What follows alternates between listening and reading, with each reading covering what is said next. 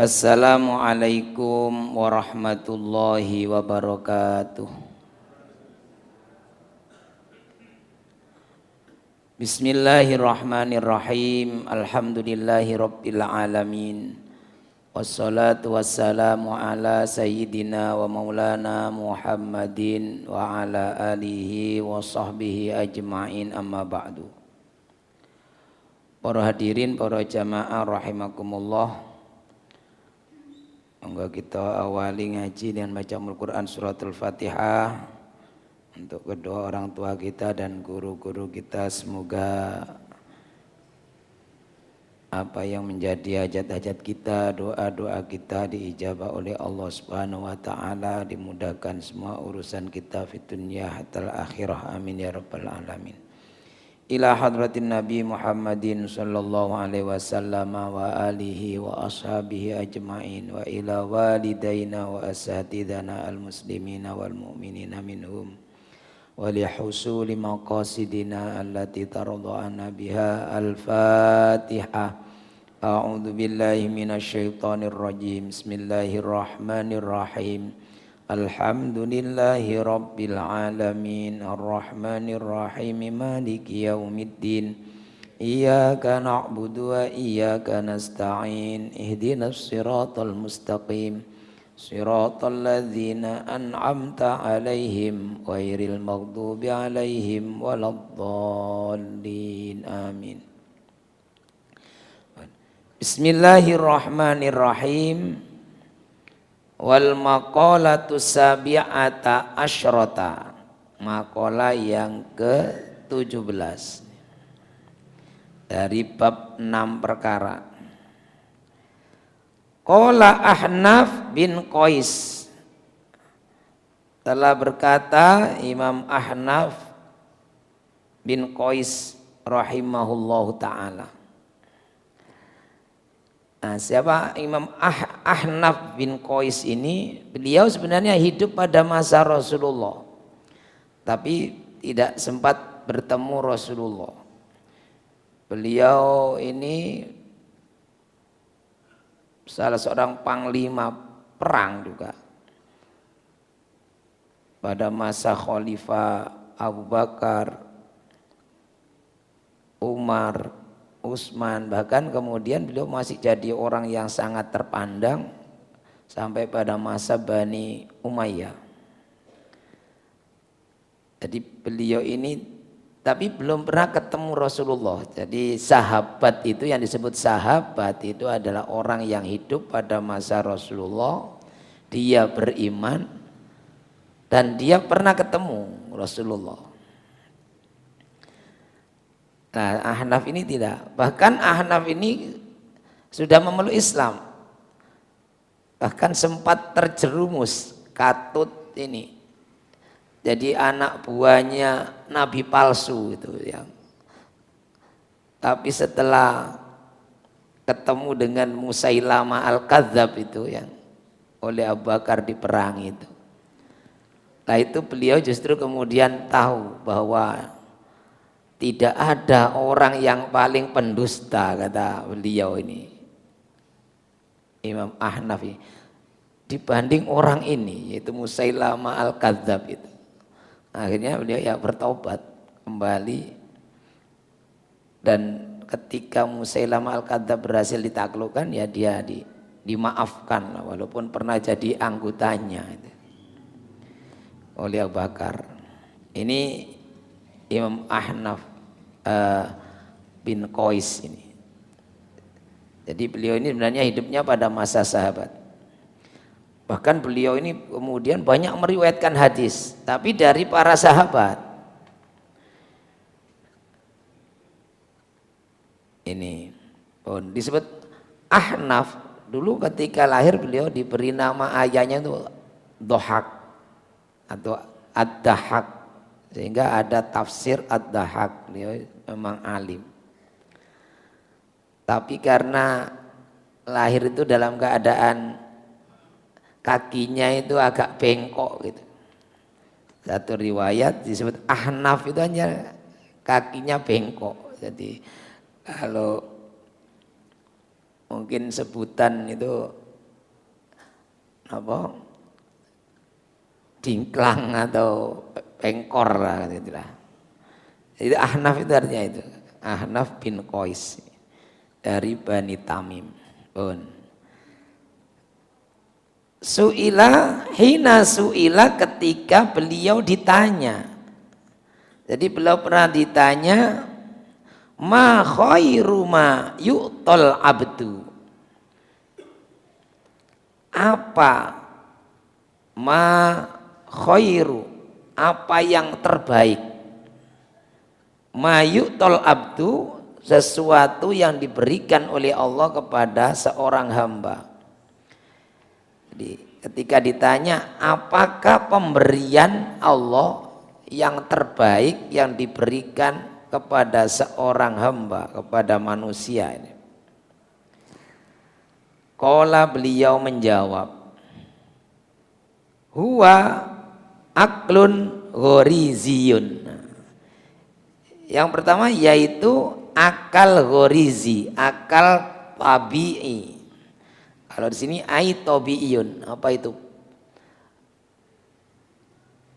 Pemikiran yang naluri, maksudnya pemikiran yang baik. Akal itu sebenarnya sudah bisa membedakan yang baik dan yang benar. Artinya akal itu selalu mengajak kepada yang baik.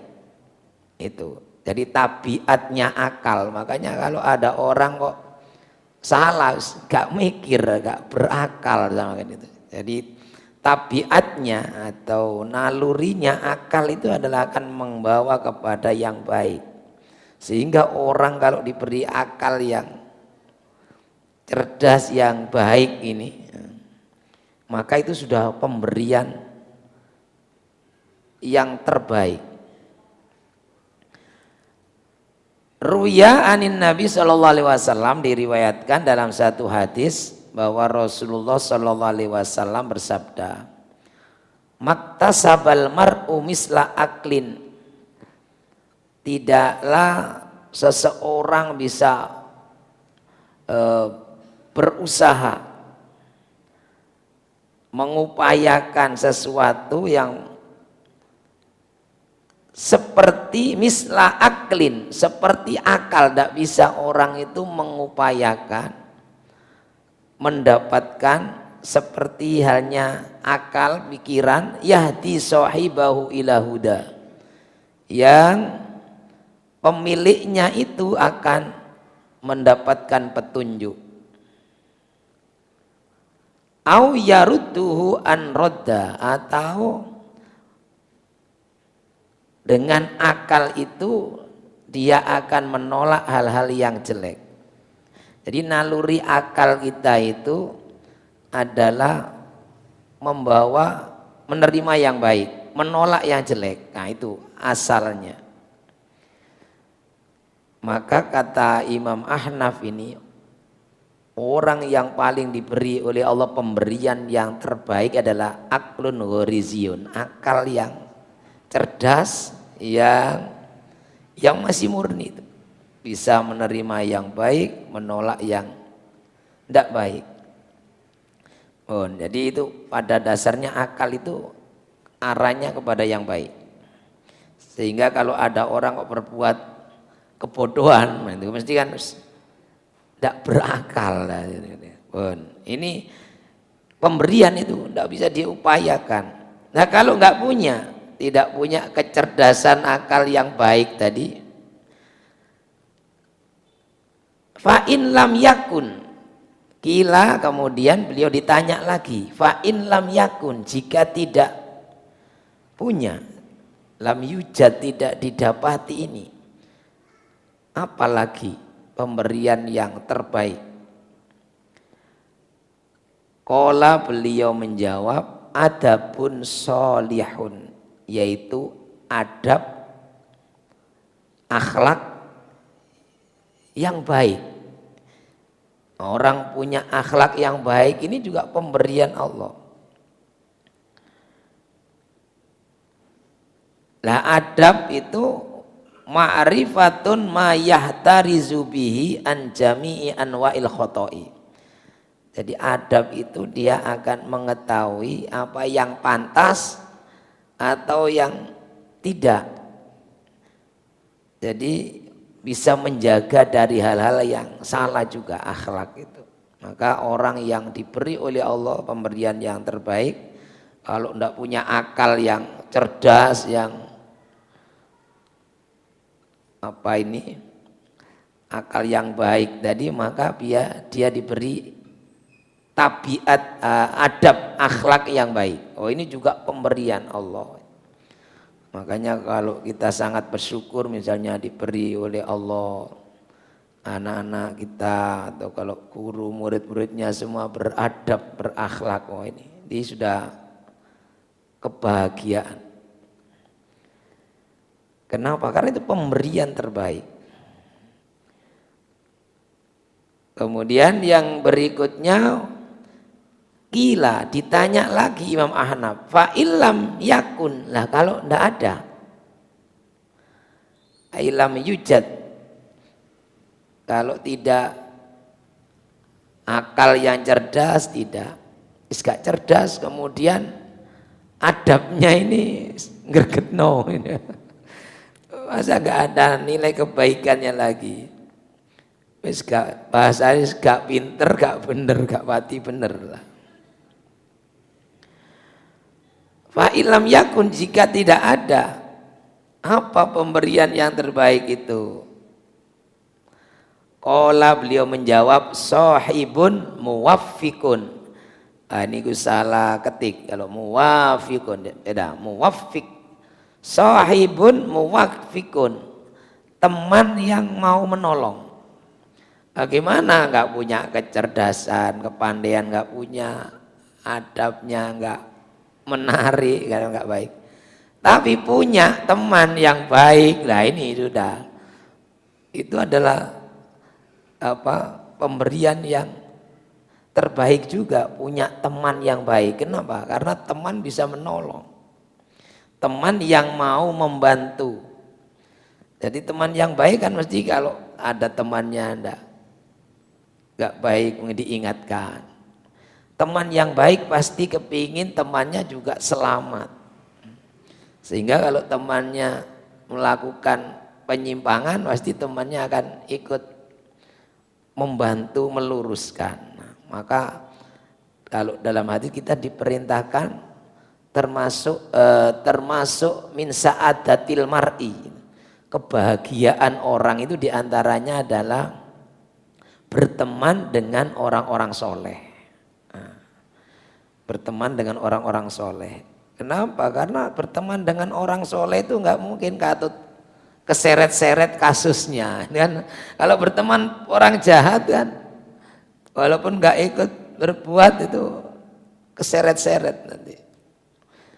Loh, ini biasanya teman nongkrongnya sini, kalau kena ceduk kabeh. Nah itu. Makanya kita berupaya untuk mencari teman yang baik. Makanya dalam satu riwayat kan, sebaik-baik generasi itu generasinya para sahabat. Kenapa? Karena ketemu Nabi. Nabi ya sebaik-baik teman. Nah makanya ketika Umar bin Khattab, pernah saya ceritakan itu ya, ketika Umar bin Khattab tanyai malaikat mungkar nakir itu, beliau yang dibanggakan siapa? Temannya, yaitu Rasulullah. Jadi malaikat mungkar nakir ketika bertanya, mendatangi Sayyidina Umar itu kan menakutkan. Oleh Umar ya tenang saja beliau, bahkan ketika malaikat mungkar nakir bentak itu, dibentak juga itu. Kamu tahu siapa saya ini? Mau bentak-bentak, gak sopan. Tidak tahu, malaikat ini ya rada sembrono. Ketemu orang yang sudah mubasyirin nabil jannah itu. Ini juga agak semena-mena gitu. Akhirnya aku ini temannya kekasihnya Allah. Rasulullah Muhammad sallallahu alaihi wasallam. Ya teman ini. Makanya orang yang diberi teman yang baik, punya teman yang baik ini termasuk pemberian khairu ma yu'tal abdu. Pemberian terbaik dari Allah kepada seorang hamba. Jadi kalau pertama itu akal yang cerdas, dua adab yang baik, ketiga teman yang baik, yang soleh. Kemudian gila ditanya lagi, fa illam yakun lah, kalau ndak ada, ailam yujad dakas sahibu, nggak ada teman yang baik, koncone di kampung ini wis rusak kabeh. Nah, terus apa ini yang berikutnya? Kemudian beliau menjawab, qala qalbun murabitun, hati yang sabar, tabah. Qalbun murabitun ay sabirun ala adiyatil khalqi, sabar menghadapi gangguan dari orang lain. Jadi kalau murabit itu tabah menghadapi gangguan. Gimana teman nggak ada, kalau berdebat eyel-eyelan atau nggak punya akal yang cerdas yang bisa menggagalkan hujahnya orang lain. Kemudian adabnya ya biasa, tidak menarik.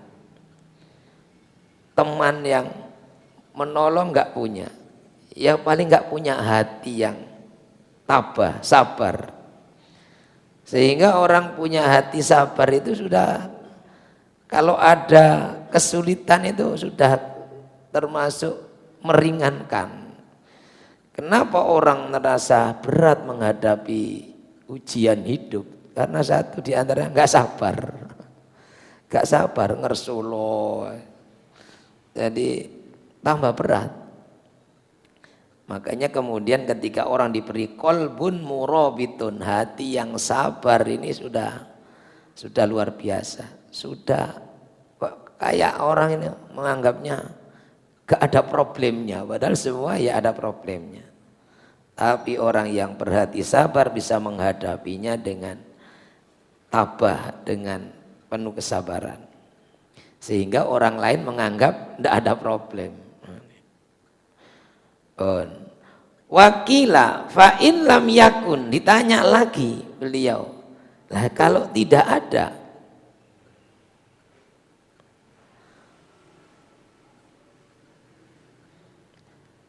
jika tidak ada, tidak punya hati yang gak sabar, hatinya gak sabaran, ngersuloan, berundelan. Qala, beliau menjawab, Imam Ahnaf ini, tulus sumti, banyak diam. Tulus sumti yaitu banyak diam, gak kakean omong. Nah ini gak iso, ini gak usah kakean omong, meneng. Jadi kalau meneng diam itu kan kemudian kalau dia itu bodoh orang gak tahu, gak kakean omong. Karena kalau orang bodoh itu kan kemudian ngomongnya salah terus. Ini kok waduh gak paham. Jadi sulit ditebak sebenarnya orang diam itu. Iki diamnya paham ngopo. Makanya saya itu kalau ada anak ujian itu, kemudian tanya temannya, nyuntuh atau tanya, saya guyone, kalau kamu nggak bisa, kamu diam saja sehingga kelihatan bisa. Kan keren kalau kelihatan bisa daripada sudah nggak bisa tolak-toleh tanya sana sini. Waduh. Itu berarti gak keren, menunjukkan bangga ketidakbisaannya. Makanya kata Imam Ahnaf, kalau ini nggak punya, ini nggak ada, hati nggak sabar, wis tulus sumti, wis banyak diam saja. Jadi orang diam itu kan sulit ditebak. Diamnya ini gak paham apa paham karena nerimoan. Jadi orang nanti akan mikir-mikir ini, kalau mau membodohi orang ini takut, wah ini pinter wonge diam. Atau kadang kan orang melihat tuh anak iki lho pinter meneng are, padahal ya gak iso.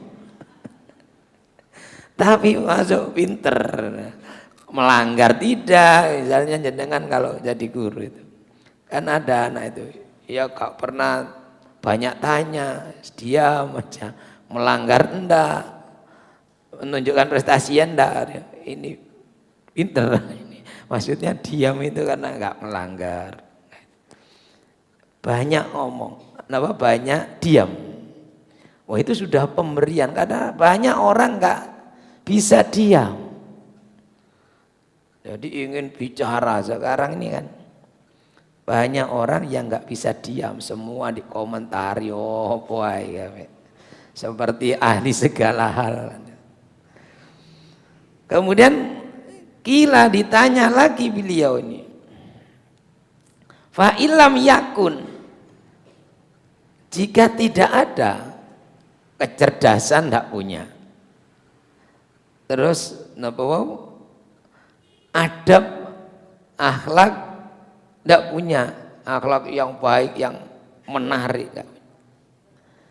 Kemudian teman yang menolong ya gak punya, teman yang membantu dia gak punya, hati yang sabar gak punya, gak iso sabar, ngomong meneng gak sabar dia, gak suka diam, kepingin nopo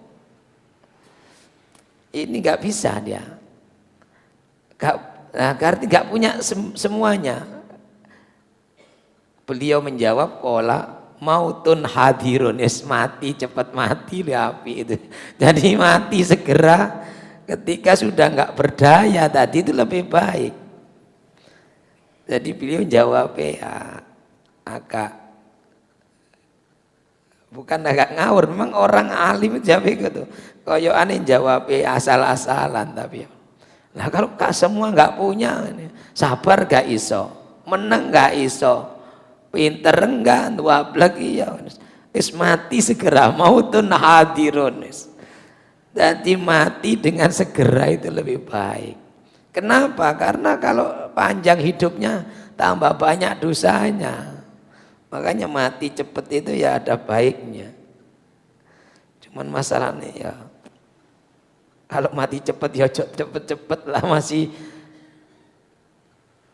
gak punya apa-apa yang menarik itu ya kepingin panjang masalahnya. Kenapa? Karena kalau hidupnya lebih lama kan lebih banyak dosanya. Lebih baik ya pendek berarti semakin sedikit. Nah, syukur kalau usianya pendek tapi amalnya banyak lah itu. Karena ada dalam kila itu sebuah makalah. Sejelek-jelek orang itu mantola umruhu wasa'a amaluhu. Ini orang yang jelek itu sudah kasih panjang umur tapi amalnya jelek kan. Lebih baik yang ini. Kalau bisa ya mantola umruhu wa hasuna amaluhu. Panjang umur, amalnya baik, istiqomah itu lebih baik. Nah kalau tidak tadi ya sudah mati segera saja. Nah ini.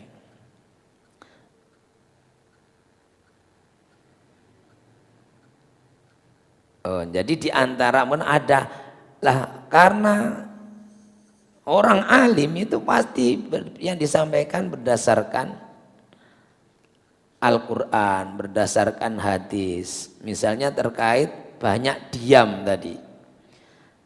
Ruya annahu sallallahu alaihi wasallam qala, diriwayatkan sebuah hadis. La yablughul abdu haqiqatal iman Seorang hamba itu tidak bisa sampai kepada hakikatnya iman hatta yahzuna lisanahu, sehingga dia bisa menjaga lisannya. Nah, kalau ada orang nggak bisa menjaga lisan, ngomong setiap kali ngomong kok menyakiti orang, ini bukan karakter orang mukmin. Makanya kalau mangkana yu'minu billahi wal yaumil akhir falyakul khairon au liyasmut. Barang siapa beriman kepada Allah dan hari akhir, hendaklah dia berkata yang baik. Kalau ngomong baik gak bisa, au liyasmut, atau diam. Nah, itu hadis sahih. Barang siapa mangkana yu'minu billahi wal yaumil akhir falyakul khairan au liyasmut. Jadi kalau kita ngomong baik gak bisa, ya sudah diam.